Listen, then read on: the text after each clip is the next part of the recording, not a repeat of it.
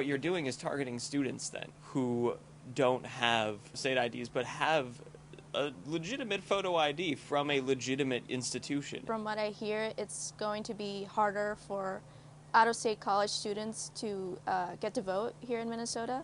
Students at Macalester College in St. Paul and other private schools in Minnesota worry that if the voter restriction constitutional amendment passes on next month's ballot, they'll no longer be able to use their student ID cards to vote in elections. That would set them apart from the University of Minnesota, or students at other public schools whose student ID cards, by nature, are state-issued.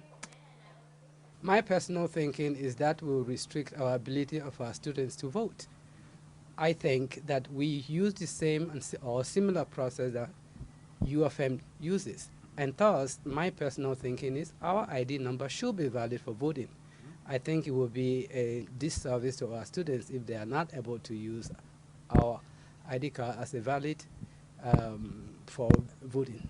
The student receives admissions and is given ID number from the registrar's office. A student brings this ID number and the form to my office.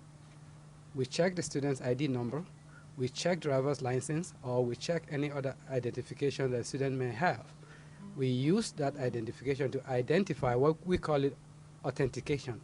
We use that to authenticate the students. At that point, once we have verified the ID, we create an ID card for the student.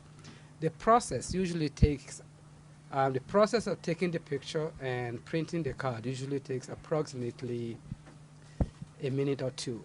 And I've been to the University of Minnesota ID card process. It's similar. I don't see really any difference in terms of what they have to present and how it is utilized. Are students at Macalester College somehow inferior to students at a public school like the University of Minnesota? I'm generally against the entire bill just because I feel it's going to be a major inconvenience for me. I don't know how the University of Minnesota exactly works with how they issue their ID, but if it's similar, then we should get to vote as well. I think the likelihood of going in with a forged state ID is a lot more likely than with a forged college ID. During a recent debate over the voter ID amendment, Minnesota Majority's Dan McGrath, who's in favor of the voter restriction amendment, argued that in the future, perhaps no student ID cards would be valid at the polling place. More than likely, in order to treat similarly situated people the same, college identification of any kind is not going to be permitted by the next legislature. I'm just guessing on that. I think it's unlikely that they'll allow any student ID, but identification will be provided at no charge to anyone that wants them.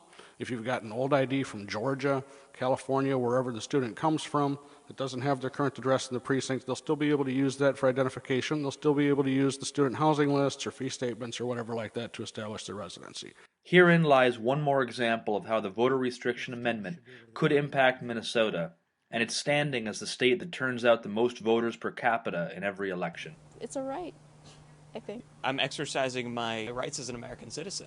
Limiting that in any way is putting into question somebody's citizenship.